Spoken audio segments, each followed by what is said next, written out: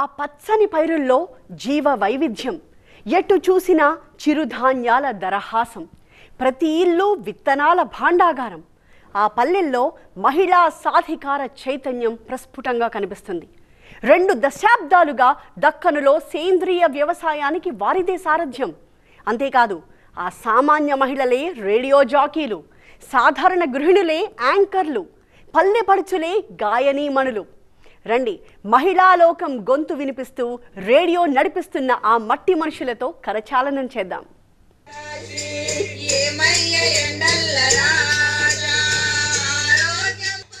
FM అనగానే మనకు గుర్తొచ్చేటటువంటివి cinema ప్రోగ్రాంలు, పాటలు, వార్తలు. కానీ గత 16 సంవత్సరాల క్రితమే జహీరాబాద్ ప్రాంతంలో మహిళలు ఒక రేడియో కేంద్రాన్ని నడుపుతున్నారు. అసలు ఈ రేడియో కేంద్రం ఏంటి, మహిళలు నడుపుతున్నటువంటి రేడియో కేంద్రంపై మహిళా దినోత్సవం సందర్భంగా TV9 స్పెషల్ స్టోరీ.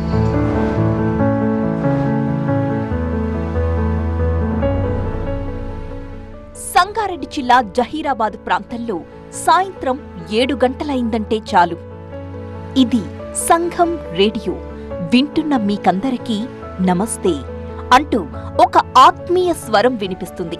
ఆ పలకరింపుతో ఇంటిల్లిపాది చెవులు రేడియోల కతుక్కుపోతాయి. సంఘం రేడియో వింటున్న మీ అందరికీ నమస్తే. మీ అల్గోల్ నరసమ్మ. అందరు బాగున్నారా? సాధారణంగా రేడియో ప్రసారాలంటే ఎవరో రూపొందించిన కార్యక్రమాల్ని విని సంతోషించడమే. కానీ ఈ రేడియో అలా కాదు. ఈ రేడియోలో అక్కడి ప్రజలే భాగస్వాములు. స్థానిక ఆచార వ్యవహారాలు, సంస్కృతి సంప్రదాయాలు, రోజువారీ జీవనానికి ఉపయోగపడే అంశాలన్నీ కూడా ప్రసారాంశాలే.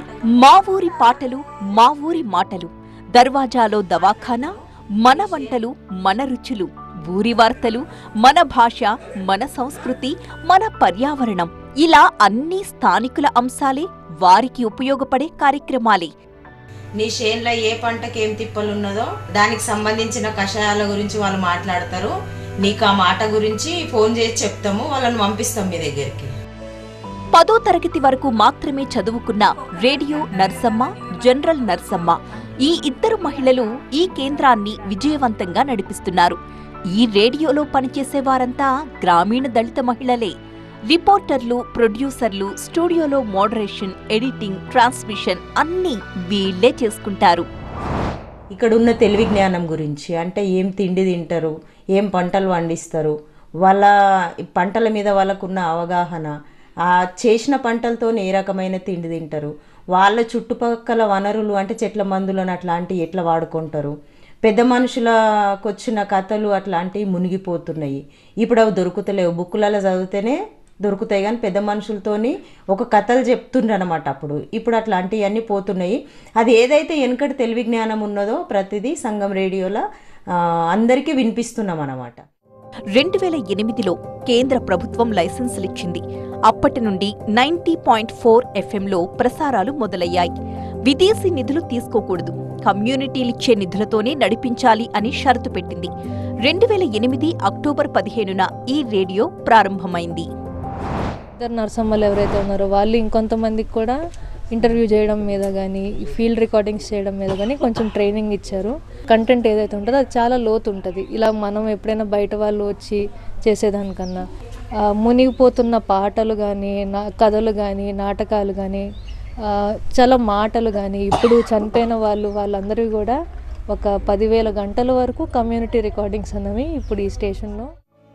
స్థానిక సంస్కృతి సంప్రదాయాలకు అద్దం పట్టే రీతిలో గ్రామీణ ప్రాంతాలకు ఉపయోగపడే విధంగా మహిళలతో రూపొందించిన కార్యక్రమాలను ప్రసారం చేస్తూ ఈ రేడియో అందరి మన్ననలు అందుకుంటోంది.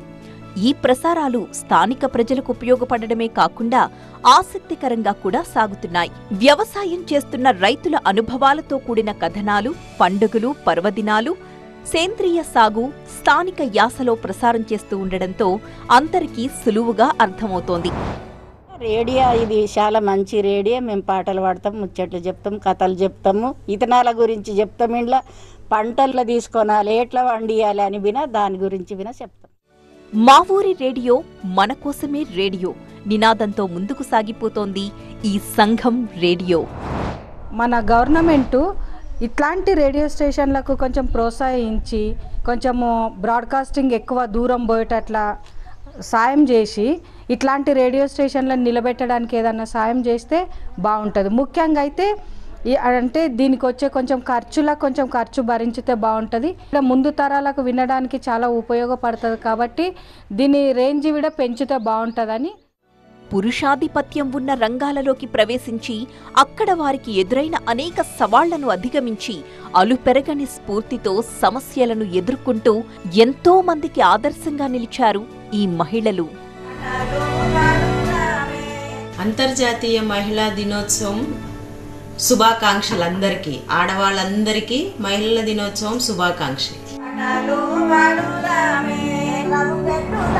చూసారుగా, ఇది సంగం రేడియో ప్రత్యేకత. 1 కాదు 2 కాదు, దాదాపు 16 సంవత్సరాలుగా కేవలం మహిళలే నడుపుతున్నటువంటి రేడియో ఇది. అంతేకాకుండా భారతదేశంలోనే తొలి కమ్యూనిటీ రేడియో కూడా ఇదే. రేడియోలను కూడా ప్రభుత్వం ప్రోత్సాహం ఇవ్వాలంటూ కూడా ఇక్కడ ఉన్నటువంటి మహిళలు కోరుతున్నారు. కెమెరా పర్సన్ మురార్తో శివతేజ, TV9 సంగం రేడియో నుండి.